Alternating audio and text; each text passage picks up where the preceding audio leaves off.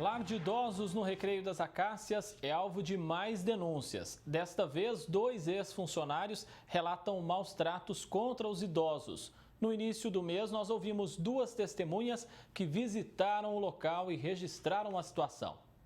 Uma ex-funcionária do lar de idosos enviou fotos impressionantes. Uma delas é deste idoso que ficou com o corpo todo roxo após ser submetido a uma medicação que, segundo a denúncia, deveria ter sido aplicada na veia e foi no músculo. Muitas feridas abertas, sem o devido tratamento, que tivemos de embaçar as imagens porque são chocantes. O pé de um senhor todo preto por falta de cuidados adequados. As cenas revelam sofrimento, descaso e falta de atenção. Feridas abertas, falta de pomada, falta de cuidados, porque ela pede para economizar. Ela recebe muitas doações de fralda, ela tem muita fralda, muita. Só que ela vende, né? Porque ela não gosta que usa nos idosos, ela pede para economizar. Então, à noite, igual a gente tem que ficar trocando eles à noite, a gente deixava eles todos mijados, né? Ela queria que deixava eles todos mijados, para cedo a gente dar o banho. A gente dava o banho de madrugada neles. Ela é a diretora? Ela é a dona da clínica. E fora as mortes que acontecem lá, por falta de medicação, por falta de aparelhagem. Toda essa parte, porque não tem um acompanhamento médico lá dentro. Você já presenciou alguma morte lá dentro? Sim, várias. Já trabalhei lá e já presenciei já. Outro ex-funcionário conta o caso de um idoso que morreu engasgado com um pedaço de carne e ficou sem ar. Os profissionais não conseguiram salvá-lo. Um vídeo mostra a conversa dos profissionais sobre um aparelho que não estava funcionando. Nem funciona. Não está funcionando? E no caso, o certo era ter pegado ele, tentado colocar ele em pé e ter comprensado na barriga dele para ele estar gorfando para fora esse pedaço de carne. Só que no momento ali, os profissionais eles não souberam o que fazer e deitaram ele no chão e começou a fazer CPC nele, o SPC nele para tentar, achando que ele estava tendo uma parada. Aí foi aonde que eles ficou desesperado, o idoso deitado. Cuspiu a dentadura para fora, tempo de engolir. Aí foi aonde que ele veio a óbito, com o erro do profissional. Teve outra morte de idoso por suposta falta de cuidado necessário. Segundo a enfermeira, ele usava traqueostomia e tinha de ser aspirado todo dia. Quando chegou em um dos plantões e foi fazer o procedimento, a tráqueo dele estava tampada de tanta secreção e não deu tempo mais. A filha da diretora, da dona de lá, pediu pra gente colocar um catéter nasal no nariz dele, pediu pra gente fingir que ele tinha acabado de morrer e chamar o SAMU para assinar o óbito dele. E vocês fizeram isso? A gente fez o que ela pediu. A gente colocou o catéter no nariz dele e o SAMU chegou lá e fez o atestado de óbito como se fosse uma morte normal. Morreu dormindo. Um absurdo. Um absurdo. Um absurdo que a gente já fez várias denúncias, mesmo estando trabalhando lá dentro, e ninguém foi lá ver. Essa não é a primeira denúncia contra a instituição. No início do mês, nós ouvimos outras 2 testemunhas que também relataram maus tratos contra os idosos. O caso está na Justiça desde 2017, inclusive com decisão para que o local seja fechado. Mas como a diretoria entrou com recurso, nada aconteceu até agora. Como a decisão do juiz já foi dada e não teve efeito, que suspendeu essa decisão, né, embora ela esteja em recurso, ela foi interditada, ela não pode funcionar mais. Ela tem que fechar as portas e entregar esses idosos. Os responsáveis podem responder aqui? Eles podem responder por crimes de maus tratos, né? Isso está previsto no Código Penal e também no Estatuto do Idoso. A instituição fica no Recreio das Acácias, zona leste de Ribeirão.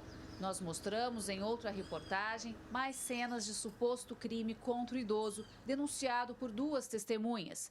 Eles dormindo no chão, em colchão rasgado, sem cama, machucados, com feridas nas pernas e até uma senhora na cadeira de rodas, submetida a banho de mangueira com água gelada na área externa da instituição. Essa senhora aí, no dia que deram banho nela, na mangueira, na água gelada, estava chovendo, ela falava que ela pedia para não dar banho na água gelada, que estava frio, que estava chovendo muito.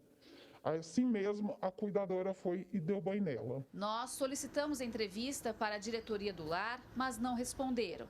O Conselho Municipal do Idoso encaminhou uma nota que diz que foi enviado um ofício solicitando celeridade no processo judiciário já existente e também a Delegacia de Proteção ao Idoso para averiguar a causa da morte relatada na denúncia. Garantiu que comunicou o fato ao Ministério Público e que seria realizada uma inspeção do Corém no local, com a presença de conselheiros, representantes da OAB e da Vigilância Sanitária. E a Prefeitura, por meio da Secretaria de Assistência Social, informou que está atuando para que seja resolvida o quanto antes essa situação. Também disse que mandou um ofício ao Poder Judiciário sugerindo a intervenção, visto que a instituição já possui inúmeras denúncias e o caso está em andamento na Justiça. Tem que entrar em contato com todo mundo das famílias, avisar o que está acontecendo e tirar os idosos de lá o mais rápido possível. Tem famílias que não são daqui, de Ribeirão Preto, e tem idosos lá dentro que pedem para ligar para a família, para tirar eles de lá, só que ela não deixa entrar em contato nenhum. E as famílias pagam para deixar os idosos lá? Pagam sim. Pagam sim. Tem uns que têm cartão já de aposentadoria e os que não têm cartão de aposentadoria, ela mesma fica com o cartão e pega o dinheiro deles no banco. A própria diretora? A própria diretora. Gislene Lopes para o Jornal da Clube. A Delegacia de Proteção ao Idoso informou que investiga o caso. E é importante destacar que toda e qualquer denúncia contra idosos deve ser feita pelo 0800 77 30 161. Agora, ao vivo, Thaisa Pinheiro está conosco. Thaisa, parece que essa história vai ganhando capítulos cada vez mais tristes e é um absurdo porque parece que a autoridade policial, a própria prefeitura, não se mobiliza ali para ver o que está acontecendo. Que situação, hein? É realmente muito triste, André, e lamentável que essa situação não seja resolvida o quanto antes. E a gente vai continuar conversando sobre isso agora com o advogado Jean Alves. Doutor, se já tem decisão da Justiça para fechar o lar, o que mais precisa ser feito para livrar os idosos aí do sofrimento que vimos agora na reportagem? Boa tarde. Boa tarde, Thaisa, e a você que nos assiste. Thaisa, provavelmente a instituição recorreu e o cumprimento dessa decisão judicial demanda aí que se encerre o processo. Entretanto, isso não desobriga as demais instituições a tomarem medidas temporárias e urgentes diante da gravidade das denúncias. É importante registrarmos que a assistência e o cuidado com os direitos fundamentais dos idosos não é só das instituições, seja ela pública ou privada, mas é de toda a comunidade, da sociedade e dos órgãos públicos de Ribeirão Preto. Então, mesmo sendo uma instituição privada, todos devem dar atenção a este caso e resolver essa situação com a máxima urgência. Doutora, a Vigilância Sanitária, a Delegacia do Idoso e Assistência Social estão acompanhando o caso. E qual o poder desses órgãos para dar andamento na denúncia? Olha, é um poder administrativo, inclusive criminal, imediato. Então, é preciso que seja feita uma diligência in loco a fim de verificar qual é o estado de saúde mental, físico e psicológico desses idosos e, sendo constatado prática de crime no local, aqueles que estão envolvidos poderão inclusive ser presos em flagrante.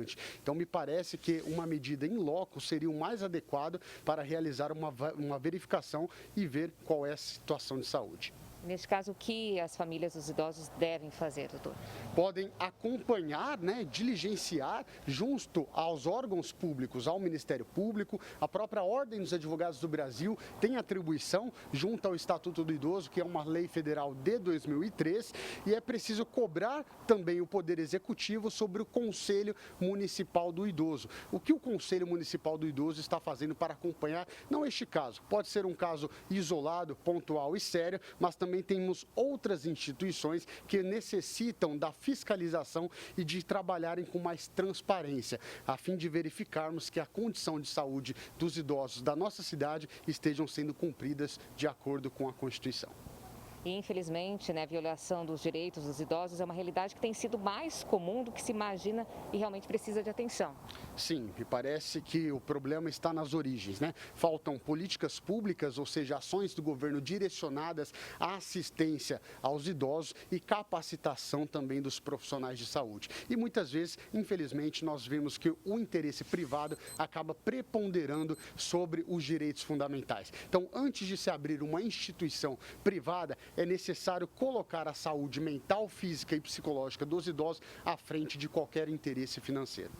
Obrigada, Jean, pela sua participação mais uma vez aqui no Jornal da Clube. E eu volto daqui a pouco com outras informações. André. Combinado, Thaisa Pinheiro. E claro, nós vamos continuar aí bem próximos, acompanhando de perto a situação aí desse asilo. Obrigado.